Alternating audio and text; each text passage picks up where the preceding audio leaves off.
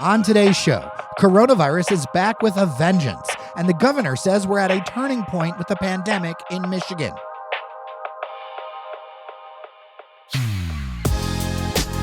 Fiat, Chrysler, and PSA Group of France announce a new name for the combined company. Women's soccer kicks off in Detroit, and making a difference on the streets of Hamtramck. I'm Jer Stays. And I'm Sven Gustafson, and this is your Daily Detroit for Thursday, July 16th, 2020. Welcome to our newest patron, Alistair. You know, Sven, our members have some of the best-sounding names. Well, as a guy with a pretty unusual name, Sven, I wholeheartedly agree. You can join Alistair at patreon.com/dailydetroit, and we'll say equally as wonderful things about you on this show as we do about Alistair, and ensure that we keep coming to your ears on a daily basis. Thanks a lot, Alistair, and let's get this show started. Michigan's coronavirus case situation has turned for the worse, with 891 new confirmed cases reported on Wednesday, plus 158 probable cases, taking the number over 1,000. It's the highest daily total since the middle of May. Terrible. There is some good news in that there were just 4 deaths, but unfortunately, cases are a leading indicator and deaths tend to follow after case spikes, and that trend continues in Texas, Florida, and other hotspots. There have been nearly 71,200 cases and 6,100 deaths since the beginning of the pandemic in Michigan. Governor Gretchen Whitmer said that we're, quote, at a turning point with the virus and encouraged masking. Officials said if we want college football, if we want schools for kids, or a lot of things this fall, we need to start wearing a mask regularly. Lieutenant Governor Garland Gilchrist talked about the number of people close to him that he's lost due to COVID-19, and to keep with the college and sports theme, even Michigan State Spartans basketball coach Tom Izzo made an appearance. Here's what he said. Honestly, I've never thought of myself in the political world, but when given this opportunity by our governor, I jumped at it. I just feel like, what we've been through and all the opportunities that have come, we need to make better decisions than we've made. The rivalries are one thing, and we all joke about them and we laugh about them. And I just did a thing with Juwan Howard the other night for TV. Dwayne Casey put together a thing to try to help people understand how important this is. And in football, men's basketball, women's basketball, so on, both schools have had great success.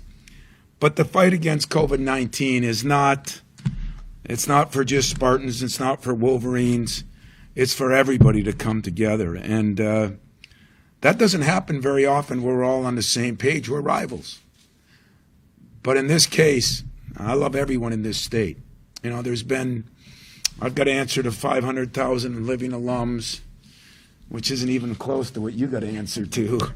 But in doing that, I'm asking all the people in this great state, and I've lived here my entire life, to listen to the leadership. He also said he was disappointed in some of his fellow Michiganders for not wearing masks.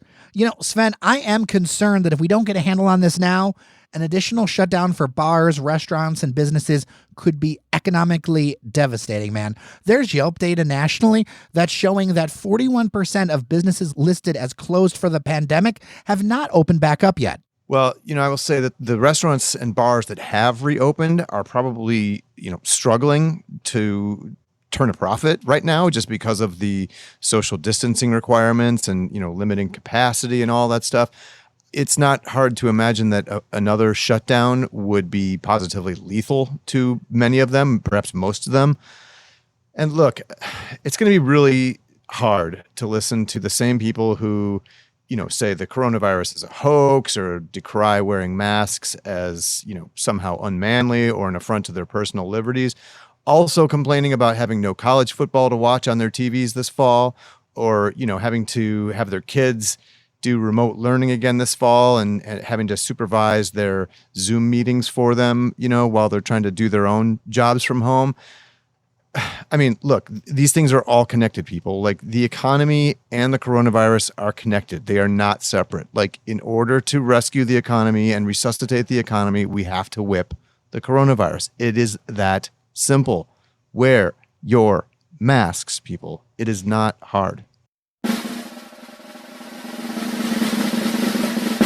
Fiat Chrysler Automobiles, the parent company of popular brands like Jeep and Ram, is pursuing a merger with PSA Group of France. They operate European brands including Peugeot, Citroën, and Opel. On Wednesday, the two international companies announced a new and decidedly space-age name for the combined automotive juggernaut. The combined FCA and PSA Group will be known as Stellantis. The name is rooted in the Latin verb stello, which means to brighten with stars.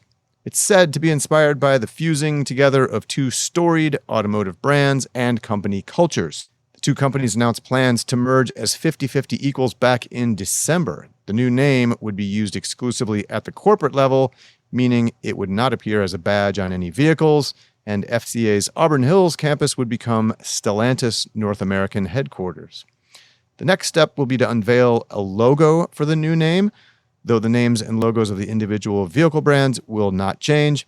Fiat Chrysler and PSA are aiming to merge to gain scale and find savings to be better able to invest in things like electric and autonomous vehicles. And, Jared, there's a little bit of confusion, I think, because in putting out this release, Fiat Chrysler did include what looked like a logo for this Stellantis name, and it has kind of, space age science fiction. I mean, I compared it to the logo of a science fiction movie or something like that, but I confirmed with a spokesman that this is merely the typeface and that the official new logo is yet to come. I just am concerned that it sounds way too much like Atlantis, and we all know what happened to that.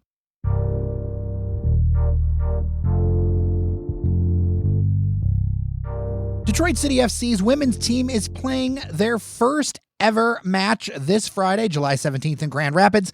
As we do with all things sports ball, joining us is Fletcher Sharpe. Good to see you. Thanks for having me. Absolutely. All right, so women's team at this level is a big deal in the United States. Soccer is still something that is growing in this country. How long has the road been to make Friday happen for this team? I know Detroit City was the last major club in the state of Michigan to have a women's team. I know Grand Rapids, FC, and AFC Ann Arbor and Lansing all had teams in 2016 and 2017. So when they started up and started competing in the UWS, which is the United Women's Soccer League, second in the soccer pyramid of the U.S., a lot of the fans were like, hey, it's our time to get a soccer team for Detroit. Every offseason, they'd announce something big about to happen. People kept thinking it was a women's team, and it was something else. So it was equally good, but not as exciting as a women's team. So for this year to have it happen is great. Unfortunately, their season's been cut due to the pandemic currently going around. But the fact that they're able to get something up is nice, and it's going to be a pretty historic day to see the women in Rouge suit up. I'm glad to hear that people are really excited about this. So let's get into the details. Who are they playing, and why is this a game to watch? They are playing Midwest United FC. Midwest United FC was founded in 2016 under Grand Rapids FC. It was their women's side, I think about a year or two ago. Midwest United acquired them and made the Midwest United FC, but they're still partnered with Grand Rapids. It's just a name change. It's important because in the 4 to 5 years that the league has been around, the UWS, they've had 5 different champions. One of them was Midwest United FC. So they're a very formidable team within the region. I don't want to say a women's Detroit City FC, like the men's side, but like they seem to draw a lot of people from all around to come and play for them. All right, so for people who might not be familiar with all of this, let's take a look into the future. Can you tell me, what is this league? What's it like? What are they playing for? I actually hear one of the teams has a pretty historic and nearby field. It's kind of like, I hate to use this term, but it's kind of, I don't really have a better way to explain it. It's kind of like the women's version of the MPSL, the league that DCFC just left, where it's not professional, but it's maybe a step above semi-professional, where you have players whose names you might have recognized in college who are just looking for a chance to like get a bump up, players who are in college who are really good but who need a summer home just to hone their skills, or just, players from small colleges just looking to live out a bit more glory. So it's kind of in the same vein where they compete for a trophy to win the championship, and that's essentially it. It's not like they win in Europe, they go up in promotion. You continue to compete at this level, and it's kind of just here. To your point about the historic field, There is a team known as AFC Corktown or Corktown AFC. To my knowledge, AFC stands for a fans club or association football club, which is something that's really big in England to differentiate from just having an FC or a United. And Corktown AFC plays at the old Tiger Stadium site, which is now a baseball field, but can be used to host soccer games. So it's a pretty nice stadium to be playing in, especially when a lot of teams are playing in high schools or little owned park fields. So to have a field like that be someone's home field is a pretty good indication of how seriously some teams are taking it. For sure. All right. So finally, I got to ask before I let you go, are there any concerns about coronavirus? How are they dealing with that? Is this something that is on the top of their minds? To a degree, to my knowledge, yes. That's the reason why the league did not play all the way through. Because technically, looking at Detroit City's initial schedule, their season was supposed to be near the end right now. So they're not going to play their full schedule, obviously, but they're going to be playing a little bit of a showcase involving Grand Rapids FC's team, Midwest United, who they're playing now, Corktown AFC, and Lansing United's women's side. If they're taking it seriously enough to where they're letting players play, I'm not really certain if they're going to allow fans to watch these games. Personally, I don't think they should, because I feel like not only is it not safe for the fans, it's also not safe for the players, especially people in the first row. And also, it's going to be hot. You don't want them sitting there in their masks for that long in that type of heat. Even though masks are not cutting off circulation, it's probably going to be really uncomfortable, and you don't want to make someone go through that. I know Detroit City planned on streaming all of their games. I don't know if that includes the away games, but they planned on streaming all of their games with their new partnership they have coming on through TV20. So hopefully their home game coming up next week, they are streaming it. That way people can see and don't have to risk going to a game if they're allowed to themselves. For sure. Thanks, Fletch. Thanks for having me. You can follow Fletcher at SaintFDW on Twitter. Joining me virtually is Erica Owens. She is the founder of Frugal on the Fly. They're doing some interesting stuff in the community, and I wanted to talk to her. Erica, welcome to your first time on Daily Detroit. Thank you. I'm excited. Absolutely. So first off, let's set a baseline.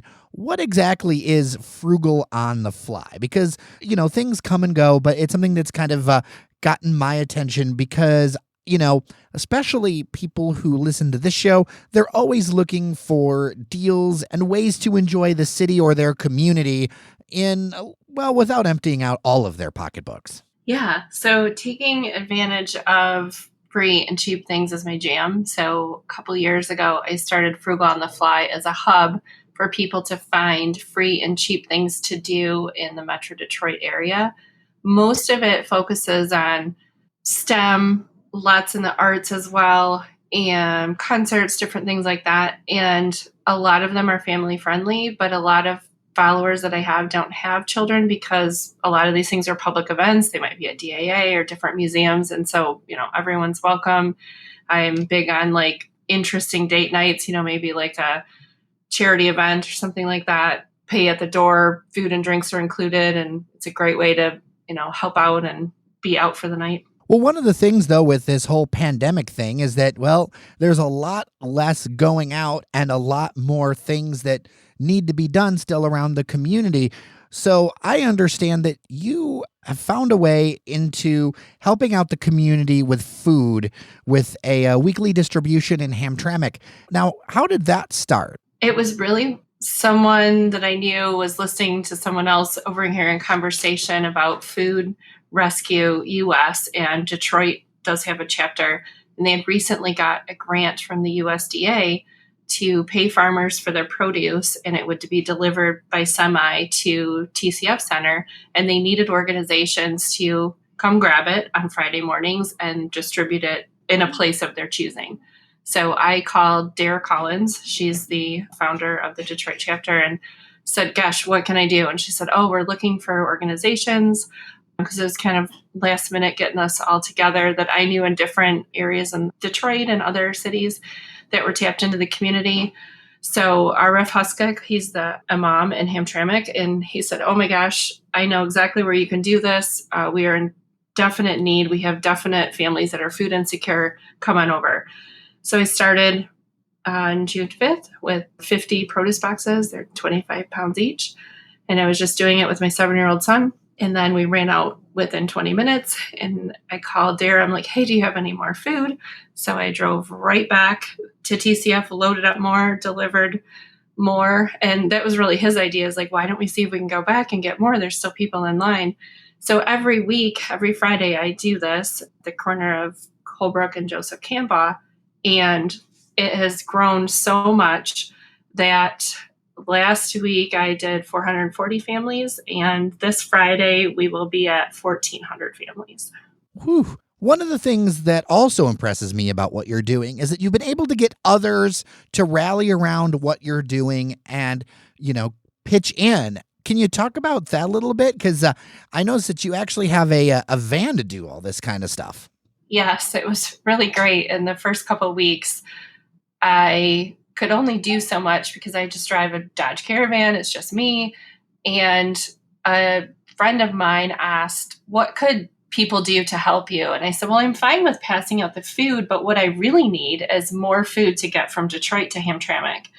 And within 2 hours, LaFontaine Volkswagen reached out and said, Erica, what do you need? I'm like, well, I just need a bigger vehicle. I don't know what you can do. So every Thursday night, I pick up a cargo van of some sort. They vary, and I'm able to use that for passing out food. And then last week, Tanya Williams owns a transportation and valet service. It's the only woman-owned, Black-owned transportation and valet service in Detroit.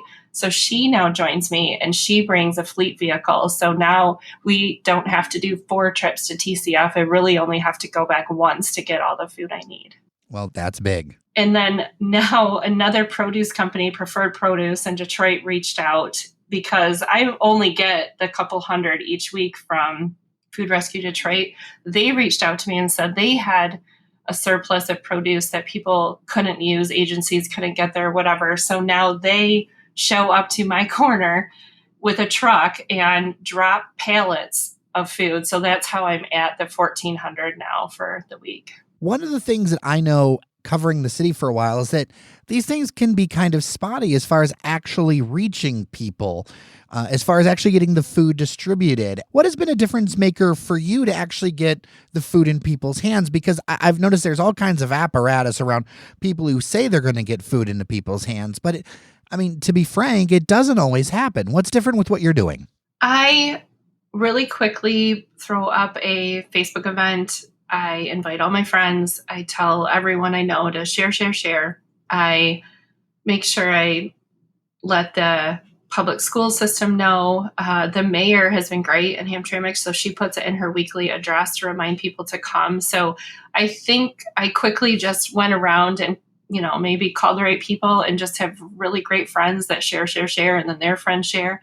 And it's turned into quite a production because I can only handle, delivering so many things and also passing out so many 25-pound boxes. So a lot of my friends join me on Fridays volunteering to put them contact free into the cars that show up. Speaking of which, is there a way that people can get involved if they want to help you? Absolutely. So they can follow me on Frugal on the Fly on any social channel, and on Facebook, the event information is there. But I tell people I don't keep a volunteer list. Some people come before they go to work. Some people stay the whole time.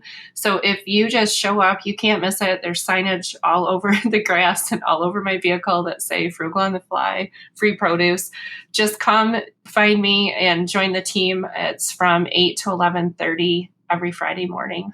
That goes for if people need help too, or want to get a hold of the food, because this is not a judgment or a pre-qualification thing, correct? Not at all. No questions asked. You can show up. And what this has really turned into, which is really awesome, is I'm open to ask people for if they want an extra box for a neighbor that maybe doesn't drive because they're heavy, to get them to where they need to go. And they are so excited. So sometimes people come and get 1 to 3 boxes each week and can share them. So yes, please get the word out. Even if you live outside of Hamtramck, please come. It's at Hamtramck Town Center. So it's a big plaza, and we're right on the front of that parking lot at the corner of Joseph Campbell and Holbrook. Well, and that's key too, what you mentioned about people not driving, because a third of households in the city of Detroit do not have a vehicle. A lot of people do not realize that there is a number of people who are literally locked in place in poverty right now, and it's only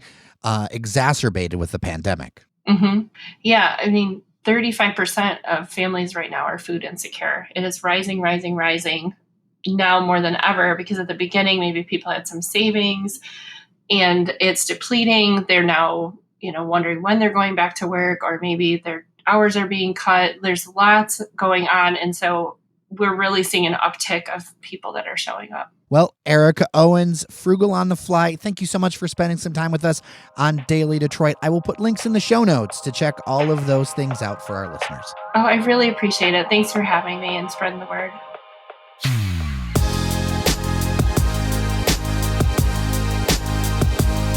And we are done for today. Thank you so much for listening to Your Daily Detroit. Thanks to Alistair and our members on patreon.com/Daily Detroit for making this happen. You are greatly, greatly appreciated.